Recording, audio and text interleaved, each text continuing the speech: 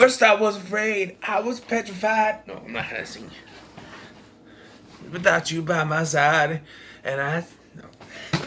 So, welcome back to the KEANUVERSE for a short stay as we go over The Replacements, a movie from 2000 starring Keanu Reeves, of course, and Gene Hackman, along with various others. And it tells the tale of a fictional football league whose players go on strike, and so they have to bring in replacement players.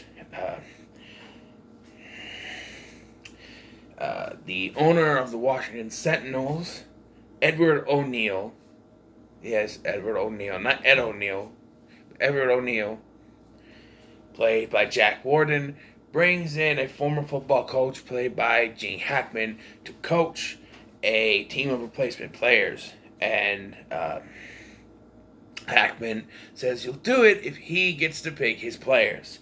So you got, a bunch of replacement players. You got John Favreau, you got Reese Fons,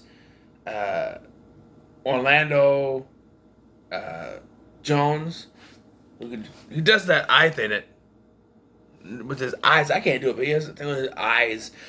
I love Orlando Jones, man. He never gets go away, fly. He never gets dude with big movies. He's been in a lot of good movies, I think. Bedazzled, Evolution, this one, but he's always a bit player. And I watched an interview on YouTube. He was talking about Gene Hackman, and I guess he tried to pull a joke on him, and he didn't think that he liked him after that. But they ended up, hit it off and becoming real good buddies on the set. So it worked, and it looks like, according, when you watch the film, that everybody just has great chemistry, from Keanu to everyone just had incredible chemistry. All the actors in this film are fantastic, and you have a love interest, Annabelle, played by Brooke Langton. Shane Falco is the name of Keanu's character in this film, and he is brought on as the quarterback, number 16 of the Washington Sentinels. Here's a question, though. The original quarterback, Martell, his number is 7. Shouldn't he take the same number as him if they're the same position? It's weird. It's weird. But, yes. And there is a scene that's done kind of twice that shows you the state of where they are at the beginning of this film towards where they are most of the way into this film. Beginning of the film, the actual players tip over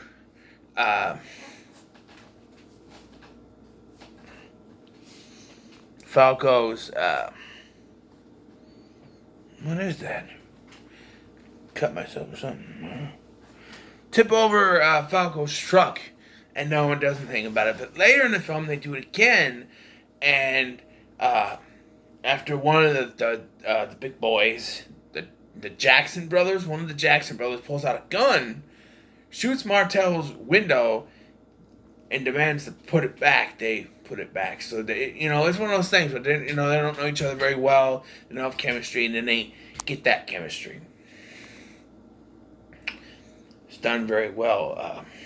There's a bar scene that shows you how much of a connection there is.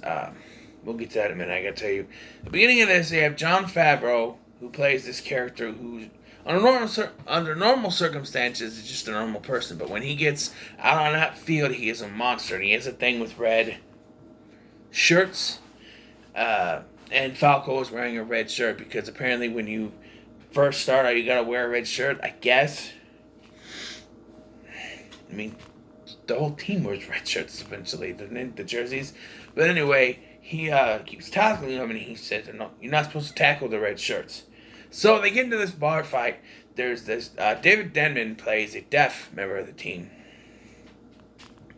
and when the regular players led by Martell, played by Brett Cullen, comes in, and Brett Cullen does a great job as the antagonist. He's the main antagonist of this film, causing problems for them. He comes in and he does this scene where he's laying in on him, and uh, saying bad things to the deaf person. And oh, you can't hear me, can you? But then the deaf guy hands the I'm gonna call him Denman instead of the deaf guy. But Denman hands Keanu a napkin that he wrote on. He's like, it says, the good thing about being deaf is not to listen to you. But I don't know exactly. But this starts the fight. He hits Falco's like, that's all you got. And then Favreau comes in and he goes, hey, remember what I told you about hitting red shirts to practice? Yeah?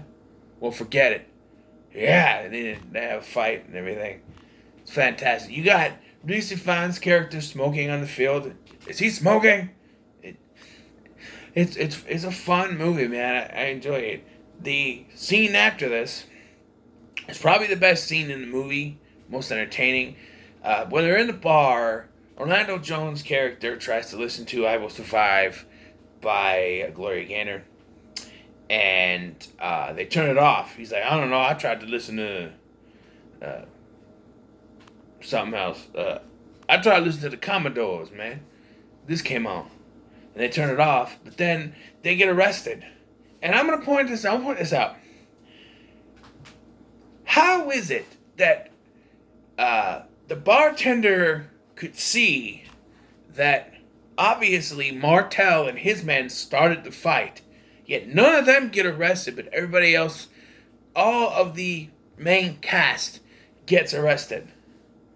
How does that work? It's not like it's a continuity problem or anything. They call it out.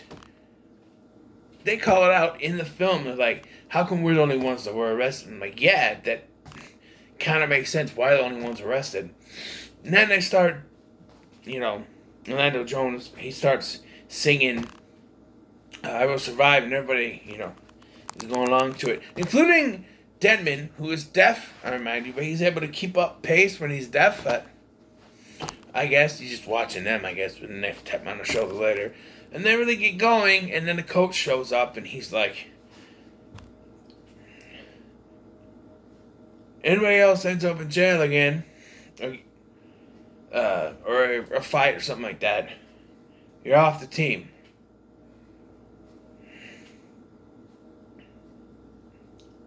One more thing.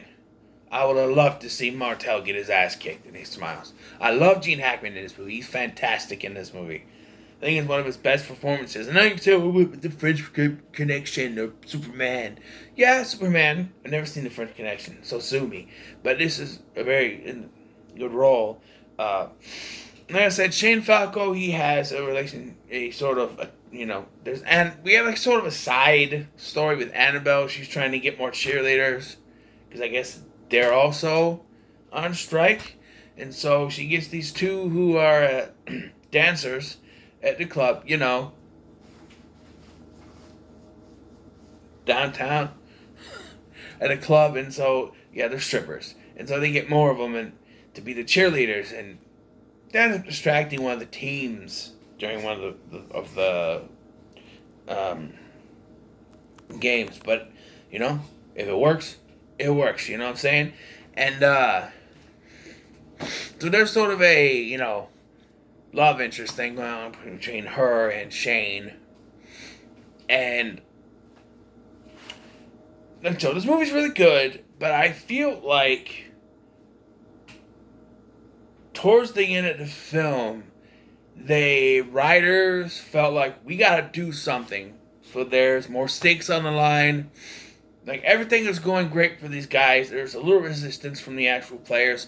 We have to throw a monkey wrench into the situation, because this is the big game. We gotta throw a monkey wrench into it. So Martel crosses the line, and O'Neill tells Hackman that to start Martel, or he's going to fire him. So Falco is out and Martel is in. The problem is, nobody likes Martel. Nobody on the current team likes Martel, and he doesn't like them. And when the game starts, he's ignoring the plays, doing what he wants to do, and not doing it well. He's not gelling with the other players because they don't have that camaraderie like they do with Falco. When he fires Falco, he tells him he has heart. Uh, this bums out Falco so much that he doesn't go to see Annabelle that night and instead just leaves. Uh, and then I feel like they kind of just solve things a little too quick. Like, during halftime, uh, the coach, Hackman, is asked what it'll take for them to win, and he says to the camera, heart. An enormous amount of heart. And that cues Falco to come back. I feel like it's all wrapped up too nice and neat, though, because he just walks in. Of course, everybody welcomes him back except for Martell. Get out of my locker room. And then, no. You got Reese Fiennes taking their shirt off and going, like that. Funny. And then he's kicked out. And he comes on the team and they just accept that he's there. They do, make it. By the way, I just want to point out that even though this is a fictional football league, they got Bert and Ernie of the end of football to be in this film. And you know who that is? That's John Madden and Pat Summerall. My God, they're one of the best things about this film. Just like, thanks, John. But it's like, yeah, it's fantastic. That wasn't in the movie, by the way. That's that part. Thanks, John. That's a Frank Caliendo stand-up thing.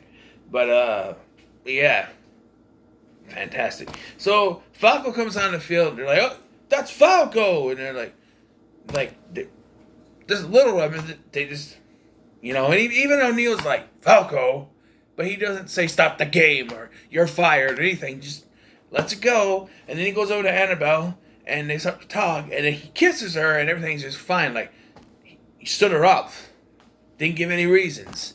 I'm sure she figured it out, but he stood her up. She's just gonna let him kiss her, and then everything's fine. And it is. And of course, they win the game.